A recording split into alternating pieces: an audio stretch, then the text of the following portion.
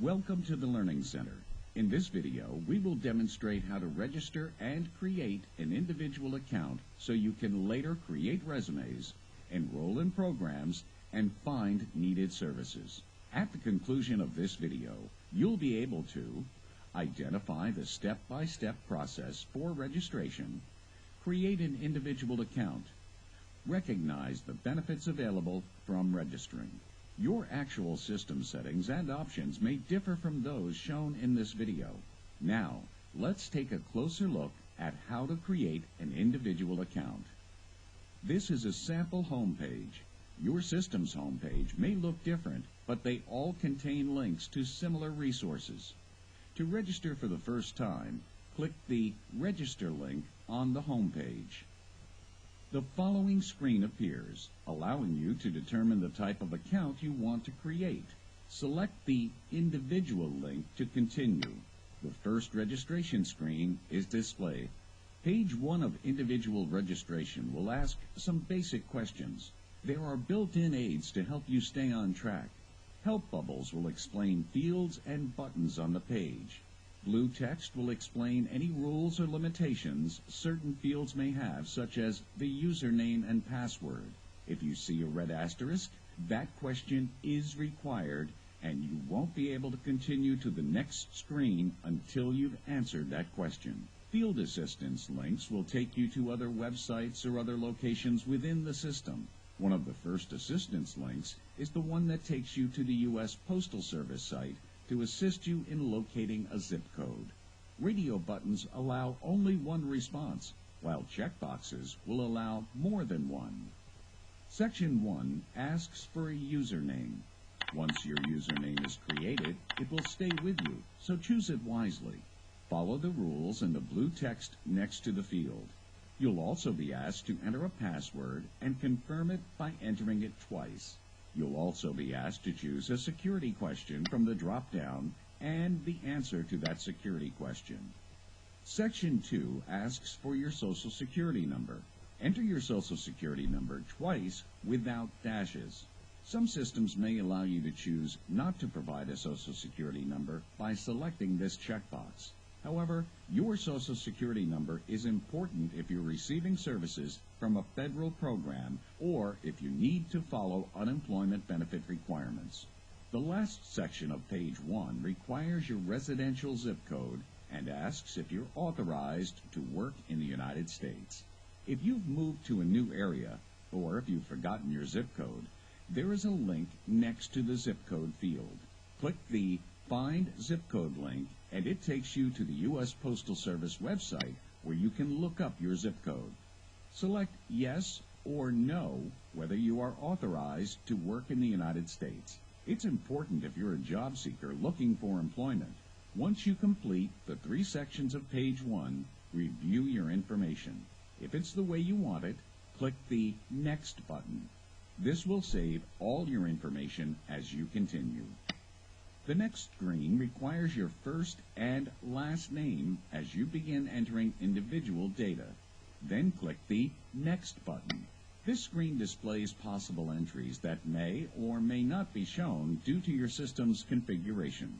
For example, on this site there is a question that asks, "Are you homeless?" Next, enter your residential address, and there is an option to include directions to your residence. Part of the residential address is already completed based on the zip code you entered on page 1. The following section asks for a mailing address.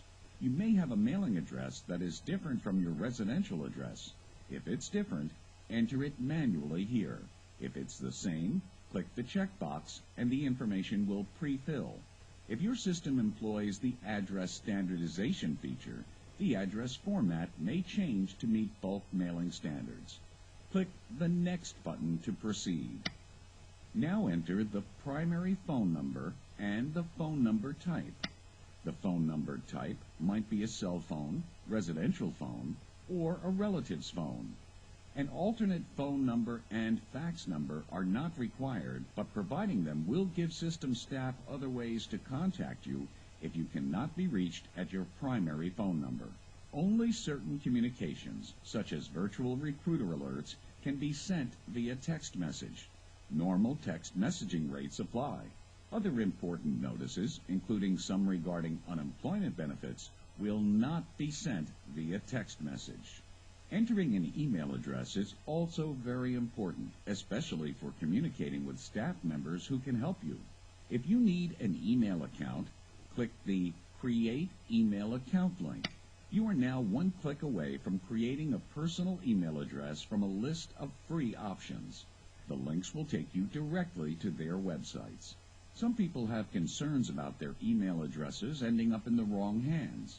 Please read the email security policy if you have any questions. Re-enter your email address in the Confirm Email Address field to complete this section. Click the Next button. This section displays your account's notification preference setting. This setting determines how the system will attempt to contact you. Choose the primary method you would like to be notified by staff and make that selection from the drop-down list. In the Site Access section, you may indicate from where you're accessing the system and how you heard about the website. Your system might display different options. If you're satisfied with your answers and you have completed all the required fields, click the Next button to proceed. This page contains more detailed demographic questions, including age, gender, selective service, and disability. Click Next to continue. Select responses for highest education level achieved and Are you attending school from the respective drop-down menus. Click Next. This section asks for employment information. Complete the following: your current employment status, type of business you worked in, what is your security clearance, if you're currently receiving unemployment insurance, and if you're currently looking for work, if you've received a notice of military termination or separation. Next, have you worked on a farm or as a migrant or migrant food processor at least 25 days in the past 12 months? If you answer yes, additional questions will appear regarding your farm work status. Click the Next button. If you are currently looking for work, the Desired Job section appears with several more questions about the type of job you desire. Enter your desired job title in the field provided. Select a suggested occupation from the drop-down menu. The system will auto-complete the occupation title and code based on your selected job title. If you do not see the correct occupation listed, click the Search for an Occupation link to perform a detailed occupation search. Click the Next button. Answer the ethnic origin questions. Radio buttons allow only one choice, while checkboxes allow multiple answers. Then click the Next button to proceed. This section asks about your military status. If you answer both questions by selecting the No Radio button, then click the Finish button to proceed. However, if you select yes, that you are currently in the military, a veteran, or the spouse of a veteran, the screen will expand with a number of questions concerning your military status. If you answer any of these questions with a yes, the screen will expand with more conditional questions.